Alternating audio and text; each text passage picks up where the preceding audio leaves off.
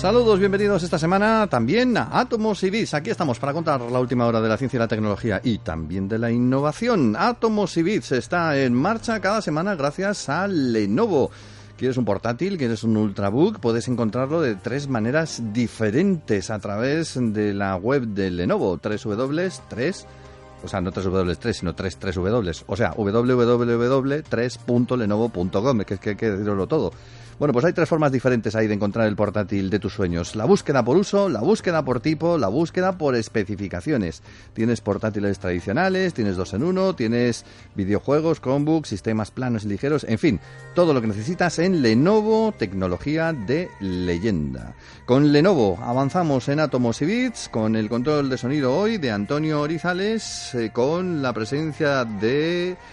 ¿De quién tengo aquí a mi vera, verita vera? Don José Manuel Nieves, saludos cordiales. Hola, ¿qué tal? Y el que les habla, Pedro Pablo Maiz.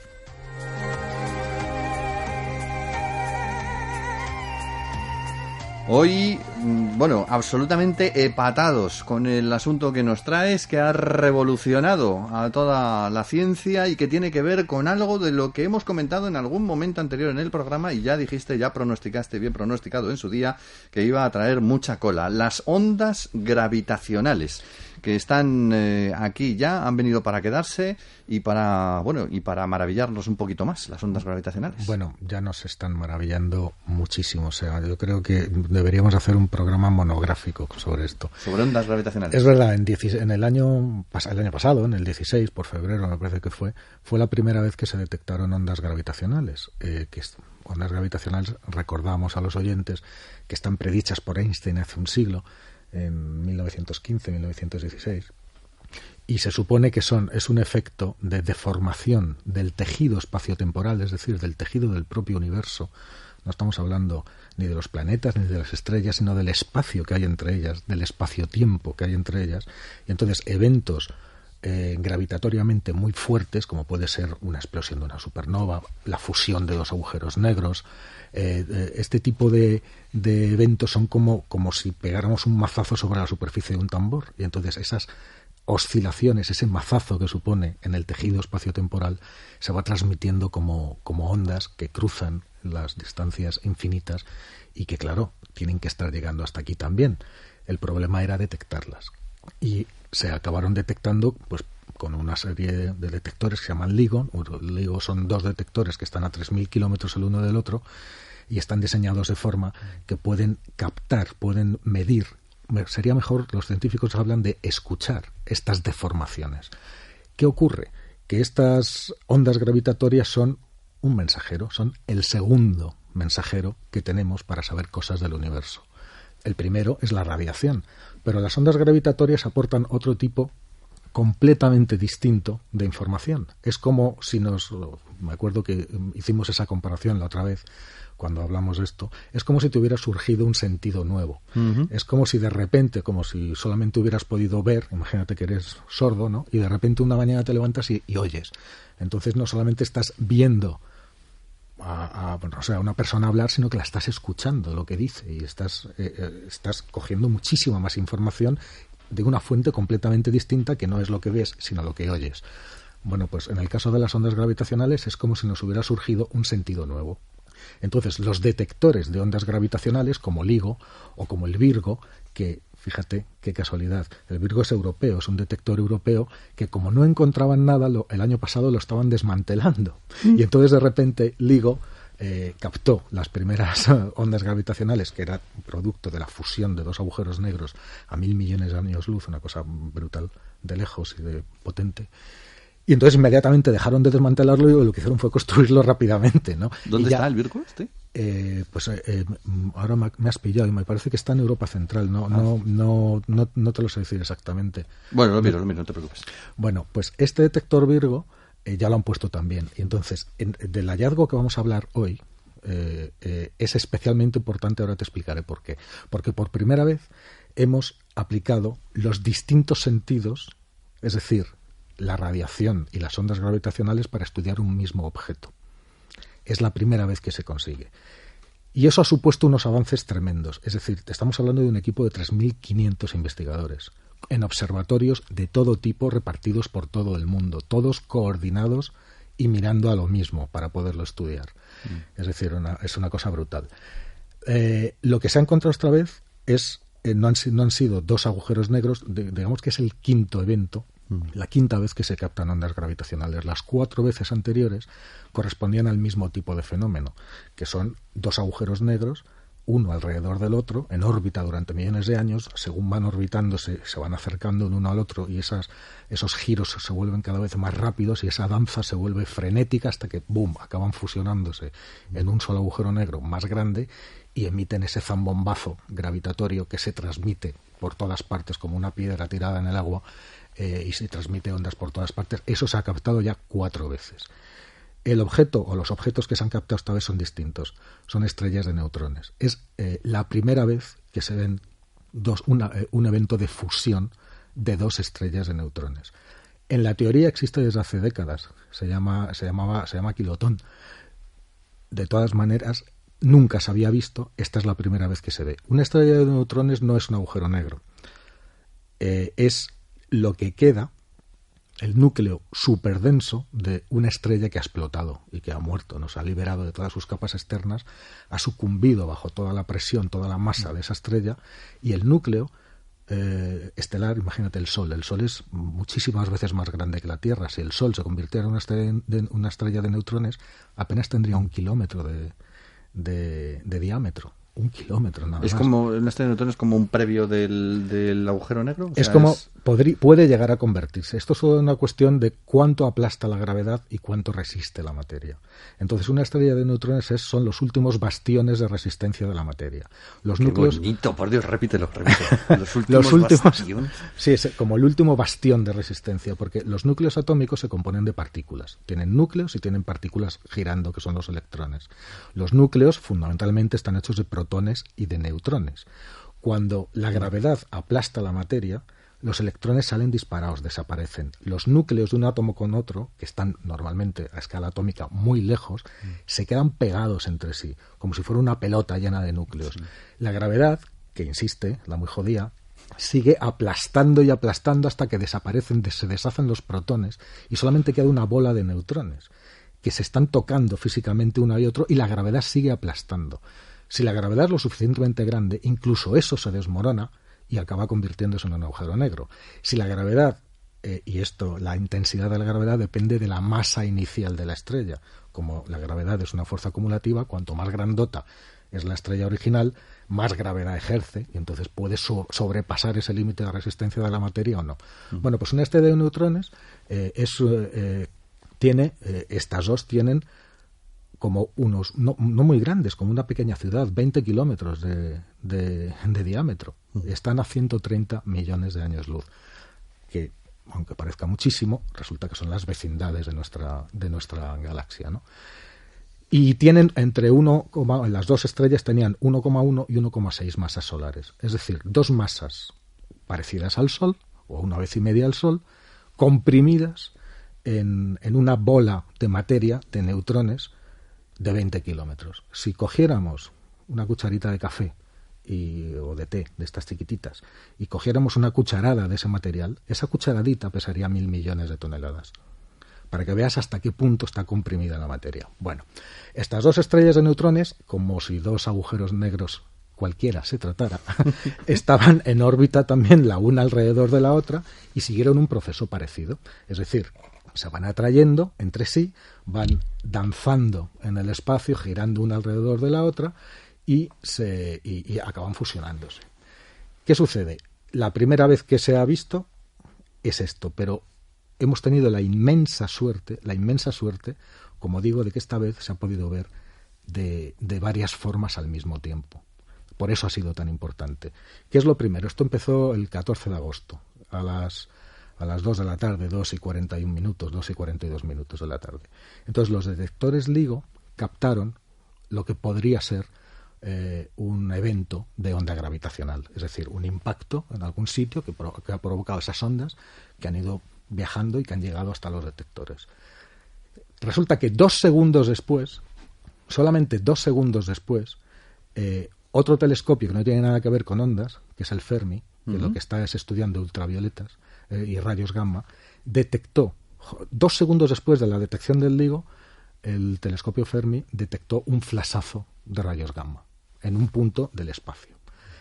El detector europeo, Virgo, que es el que te he comentado antes, sí, confirmó la detección del LIGO y pudieron encuadrar el sector de cielo de donde provenía eso, que resulta que coincidía con el sector de cielo que Fermi, por su cuenta, había visto ese estallido de rayos gamma. Entonces dicen, bueno, si esto ha sido así, las estrellas de neutrones que no brillan, estos flashazos se tienen que ver. Vamos a ver en óptica, en el rango de la luz visible. Más de 70 telescopios en todo el mundo, peinando una región en la cual existen 50 galaxias, que se dice pronto, buscando ese puntito nuevo de luz que tenía que haber surgido después de ese evento. Pero es que eso es una aguja en un pajar. Una aguja en un pajar, sí. Bueno, pues eso lo ha resuelto. ¿Quién lo ha resuelto? El de siempre, el telescopio espacial Hubble. El telescopio espacial Hubble encontró el puntito luminoso. Bueno, eso es como, o sea, el eureka de miles de investigadores dedicados durante décadas a eso. Entonces, ¿qué es lo que tenemos? Tenemos, por primera vez, hemos visto una pareja de estrellas de neutrones fusionándose. Se ha medido en todas las longitudes de onda de la radiación, porque todos los telescopios estaban, de hecho, la radiación que también emite ese evento tan importante, pues va llegando a escalas. Primero llegan los rayos gamma, luego llegan los rayos ultravioleta, luego al final va llegando los rayos X, al final de la cola, llega la luz visible, y para cada una de esas longitudes había aparatos preparados. Es decir, hemos tenido todo. Y encima tenemos la detección de las ondas gravitacionales, que son las primeras que llegaron. Es decir, el cúmulo de información que tenemos sobre esos objetos que hasta antes de ayer eran absolutamente desconocidos es tal que vamos a estar años enteros viendo artículos científicos sobre esto. Eso por un lado. Pero así, de bote pronto y con las primeras conclusiones, ya hay, por ejemplo, los científicos han averiguado 2 cosas. ¿Te acuerdas que hemos hecho algún programa sobre los GRBs, los Gamma Ray Burst, estos flashazos de rayos gamma que son tan energéticos y tan misteriosos? Bueno, ya está establecida la relación. 2 segundos después de la detección de las ondas gravitacionales, desde el mismo punto, otro telescopio que busca rayos gamma detecta un estallido justamente en ese punto. Es decir, se produce un estallido de rayos gamma durante la fusión de estas 2 estrellas de neutrones. Misterio resuelto. Ya sabemos de dónde vienen los rayos gamma. Y aparte de los rayos gamma, también se ha solucionado algún otro misterio misterioso, como por ejemplo el origen de los metales pesados, ¿no? Claro, cuesta mucho trabajo saber de dónde vienen los materiales más pesados que el hierro. Y esto es así porque en el proceso de evolución estelar, o sea, las estrellas, la mayoría nacen a partir de hidrógeno. Son nubes de hidrógeno muy grandes, más grandes que el sistema solar, que se van condensando gracias a la gravedad. A medida que se condensan, se calientan hasta que se enciende el horno nuclear, se forma la estrella. ¿Y qué hace? Consume el hidrógeno del cual está hecha. Pero el horno nuclear va sintetizando el elemento siguiente. Como residuo de la combustión del hidrógeno, pues está el helio, y después el litio, y después así toda la tabla periódica. La estrella va gastando el combustible, ensanchándose, porque de repente se apaga. Cuando se le acaba el hidrógeno, se apaga. Entonces la gravedad gana, la vuelve a aplastar, pero ya no hay hidrógeno, hay helio. El helio tarda más en calentarse, pero cuando se calienta, ¡boom!, vuelve a rebotar la estrella, se vuelve a encender el horno nuclear y entonces sintetiza en el núcleo el elemento de la tabla periódica siguiente. Y en esta cadena de me hincho, me deshincho, se van generando todos los materiales hasta el hierro. El hierro, como no admite combustión nuclear, es el fin de ese proceso. Ahí se acaba. Y los materiales que son más pesados que el hierro, bueno, pues siempre se ha pensado, y es verdad, que eventos muy potentes como explosiones de supernova pueden dar cuenta del platino, del oro, etcétera, ¿no? De materiales más pesados que el hierro. ¿El oro, por ejemplo, aparece ahí en ese momento? No solamente.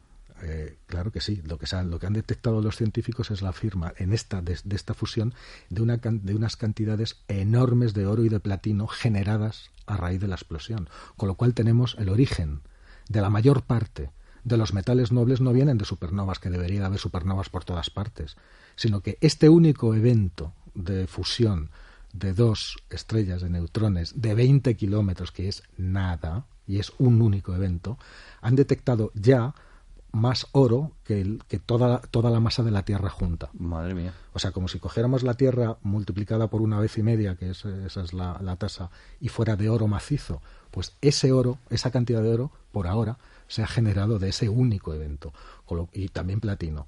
Con lo cual, lo que estamos viendo es el origen de los metales preciosos, de dónde salen todos esos metales que son más pesados que el hierro, que su número atómico es mucho más pesado, ¿no? Pero esa es una fusión y como dices pequeña, pero ¿cuántas fusiones de esas puede haber en el universo? Pues muchísimas.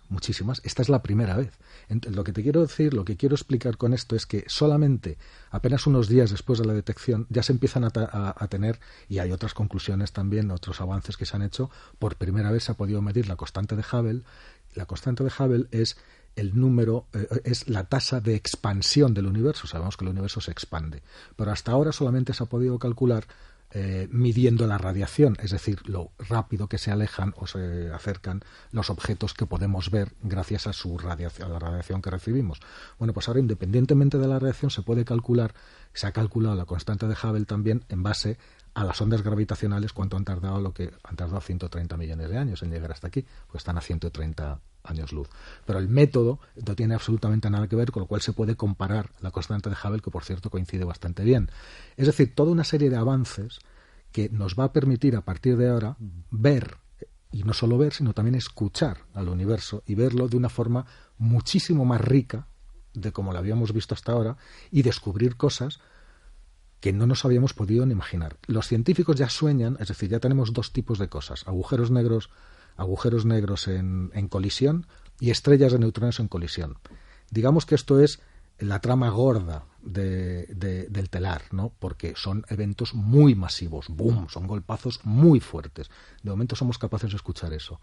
Pero a medida que los instrumentos se vayan afinando, seremos capaces de escuchar ondas gravitacionales producidos por eventos mucho más sutiles, es decir, no tan violentos, no los más violentos del universo, sino cosas mucho más normales, como un planeta a lo mejor cayendo en su sol, o cómo se destruye un planeta de esta manera, o cómo surge X, o en fin, miles de acontecimientos. Y el objetivo es captar, imagínate lo que te voy a decir, que ahora mismo es ciencia ficción todavía, pero se llegará, las ondas gravitacionales procedentes del Big Bang.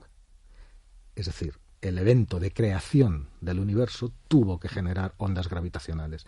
Lo que pasa es que ha pasado tanto tiempo, estamos tan lejos, esto estaba a 130 millones de años luz. Estamos hablando de un evento que se produjo a 13.700 millones de años luz. Es decir, si se van debilitando, ahora mismo, aunque en las cercanías debe ser muy potente, pero ahora mismo lo que queda, ese rescoldo, debe de ser muy sutil, muy, muy pequeñito. No tenemos instrumentos con la sensibilidad suficiente como para detectarlo, pero se conseguirá.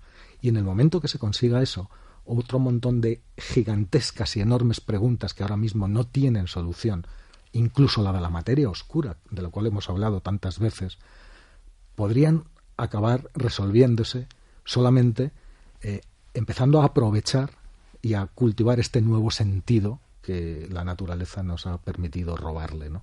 Esto, cuando hablas de escuchar, o que los científicos hablan de escucharlo, me estoy acordando de los sonidos aquellos que tuvimos ocasión de oír no hace mucho de los planetas. No tiene nada que ver, porque esos sonidos de planetas eran sonidos de origen electromagnético, todos.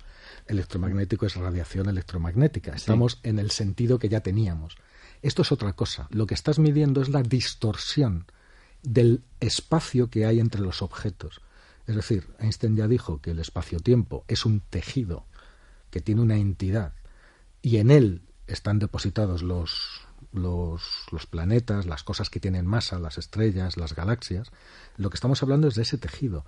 Es como Einstein ya dijo que la masa y la materia y la gravedad deforman el espacio-tiempo, y el ejemplo clásico es el de sujeta una sábana por las cuatro esquinas bien tensa y ponle una bola de hierro en medio, entonces se hace un abombamiento. Pues esa sábana sería el tejido espaciotemporal. El abombamiento es la deformación de ese tejido espaciotemporal debido a la masa. Y si tú le pones una bolita rodando alrededor de la bola más grande que acabas de tirar, pues rodará hasta que caiga en el centro de la bola, a no ser que tenga la energía suficiente para seguir rodando. Y eso es, entender el universo de esa forma, eso ahí están las leyes de la gravedad y las leyes de la deformación del tejido espaciotemporal. Si tú a esa sábana le sueltas, la pones muy tensa como la piel de un tambor y le sueltas una bola, pues probablemente rebote en lugar de hacerle un y genera una ondulación, que es la misma que hace una piedra que tires a un charco, a una charca. Esas ondas se van transmitiendo por toda la sábana o por toda la piel del tambor o por todo el universo, y ahora somos capaces de captarlas. Y esas ondas llevan grabada un tipo de información sobre los objetos que la ha emitido que es completamente diferente de la información de esos mismos objetos que somos capaces, o que hemos sido capaces hasta ahora, de recuperar mediante otros sistemas, otros medios. Por eso digo que es un sentido nuevo, y ese sentido está naciendo. Ahora mismo hay unos cuantos detectores de ondas gravitacionales en el mundo. Dentro de nada, y más después de este éxito, se van a reproducir como setas en otoño, vamos a tener detectores por todas partes, ¿no? El negocio del siglo, hay que invertir en detectores. La Agencia Espacial Europea está incluso pensando en poner un detector de ondas gravitacionales en órbita, en el espacio, lo cual tendría muchas ventajas, pero de eso, si quieres, hablaremos en otro momento.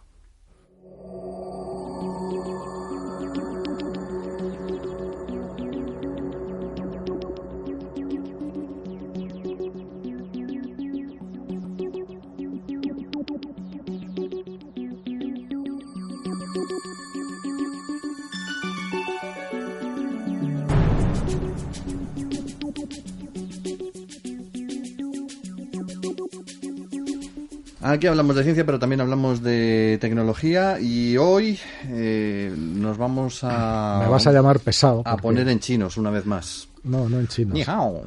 No en chinos, nada más. No son chinos. ¿Cuántas veces te llevo avisando en este mismo programa de los temas de inteligencia artificial aplicados a los móviles? Muchas veces. Hasta he llegado a pensar que yo puedo desarrollar inteligencia artificial. Me dice, ya está aquí el pesado de la inteligencia artificial. Bueno, pues ya está aquí. Háblanos del Huawei, que ha llegado ya el Huawei Mate, dispuestos a matarnos con su inteligencia artificial. He estado recientemente viendo y probando y analizando, la verdad es que lo tengo ahora ahí para probarlo a fondo, ¿no? Pero está viendo de lo que es capaz este nuevo teléfono, que es el Huawei, el Mate 10, que lo acaban de presentar. Todavía no ha salido, sale a la venta estos días. Bueno, es el primer teléfono que lleva un chip neuronal. ¿Eso qué es? O sea, un chip neuronal... Algo que necesitamos muchos, una neurona en la cabeza. Claro, es otra parte. Los procesadores, que son el cerebro de los teléfonos móviles, pues normalmente se llaman CPUs, que son Central Process Unit, que son unidades de procesamiento central, que trabajan de una manera. Y luego están las MGU, que son los procesadores gráficos, que trabajan de otra manera. La forma en que se asocian las CPUs con las GPUs, he dicho MGUs, no, son GPUs. Son los procesadores gráficos. Pues hacen que un teléfono sea más potente o menos potente. Pero esa potencia de cálculo es incluso muy, muy grande, pues te permite... A ver, si a cualquier ser humano, al cerebro, lo comparamos con el cerebro humano. Si a cualquier ser humano, si yo te digo, dime cuál es el dígito número 100 del número pi, pues te quedas como a cuadros, o sea, no tienes ni idea, ni tú, ni el 99. Ya te digo yo que no. Bueno, pues se lo preguntas a una CPU y en décimas de segundo, ¡boom!, te lo da. ¿Vale? Eso es la capacidad de procesamiento, de cálculo rápido, sí, de elaborar estadísticas, de relacionar, eso es la velocidad de la máquina. Pero si yo le pregunto a una CPU, ¿es esto un gato? Tú lo sabes inmediatamente, nada más verlo. El cerebro humano inmediatamente lo capta. Una CPU, antes de contestarte, se tiene que pasar probablemente meses comparando ángulos, formas, longitudes, densidades, materias, no sé qué, y al final a lo mejor te da una respuesta y te dice, pues sí, es un gato, no es un gato, y lo mismo hasta se equivoca. Un chip de inteligencia artificial sabe que es un gato igual que lo sabes tú, es decir, en el momento. Por primera vez tenemos un nuevo tipo de procesador que es NPU, que no sustituye, sino que complementa a las CPUs y a las GPUs. Es decir, está integrado dentro de la CPU. Un trocito de la CPU es un procesador neural. ¿Qué significa? No solamente es que sea más rápido, que sea capaz de hacer cálculos más rápido, que eso una CPU más potente también lo haría, sino que es capaz de hacer lo mismo que hace el cerebro humano, en el sentido de que aprende de su entorno. Es decir, no es un teléfono móvil, por muy potente que sea, es absolutamente ajeno a lo que le rodea. No le afecta a nada, si es de día, si es de noche, si alrededor hay perros, gatos o mesas. Le da exactamente igual. A una NPU no. Una NPU está mirando, está observando qué es lo que le rodea, y además ese conocimiento lo utiliza para tomar decisiones sobre su propio funcionamiento futuro. En ese sentido se parece porque la forma de procesar esa información, de adquirir ese conocimiento, se parece más a lo que hace un humano que a lo que hace un ordenador. En cuanto a potencia, pues ahora mismo la CPU, que es la NPU, el procesador que lleva este teléfono Mate 10, es el equivalente al cerebro de una avispa, que es una barbaridad. O sea, una avispa es una maravilla de la naturaleza. Exactamente, es muy potente, mucho más mucho más potente. Entonces, ese procesador resulta que multiplica por 20 la capacidad de procesamiento de cualquier otro procesador que hayamos visto hasta la fecha. Y multiplica por 50 la eficacia. Es decir, consume 50 veces menos energía al hacerlo, porque lo hace de forma instantánea. Es decir, aprende instantáneamente. ¿Qué hace con eso aprendido? Bueno, pues ahí están los señores que lo han programado. ¿Para qué se está utilizando esta gran capacidad de inteligencia? Estamos al principio de esta carrera. Se va a utilizar para muchísimas cosas. O sea, este es el Mate 10. El Mate 15 probablemente sea capaz de responder tus correos electrónicos como si fueras tú. Podrá hacerlo. Eso me gusta menos.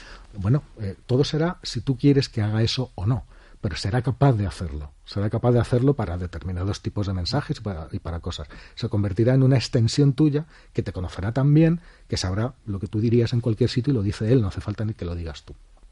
Lo que hacen ahora lo han aplicado a varios campos. A la fotografía. Claro, a la fotografía. Pues este Mate 10, su procesador, que se llama Kirin 970, en nada más encender la cámara, tú enciendes la cámara y la colocas para hacer una foto. Bueno, el teléfono sabe si lo que tiene delante es un retrato, un paisaje, una comida, un animal, una puesta de sol, si es de día o si es de noche, y automáticamente se configura en milésimas de segundo para obtener la mejor imagen de con esos parámetros. No tienes que hacer nada, absolutamente nada. Él aprende y lo sabe. Y luego lo que estudia también se está utilizando. No todos utilizamos el móvil de la misma manera. Pues unos lo ponen a cargar de forma compulsiva, pues 4 veces al día, otros lo dejan 2 días hasta que se agota. Es decir, van viendo las formas en que cada usuario utiliza el móvil y lo aprovechan para optimizar el rendimiento. Ya se lo personalizan y de forma que este Mate 10, 18 meses después de estarlo usando diariamente, todavía tiene el 89% del rendimiento. Seguiremos hablando del Huawei Mate o Mate 10 para nuestro próximo programa, porque ahora el espacio-tiempo nos come. Dejamos aquí de momento Atomos y Bits, recordando que con Lenovo tenemos portátiles, tabletas, smartphones, con Lenovo, tecnología de leyenda. Muchas gracias a José Manuel Nieves por habernos acompañado una semana más. Gracias también a Antonio Rizales, que se ha encargado del control de sonido. En nombre de la redacción, saludos de Pedro Pablo May y hasta la semana que viene.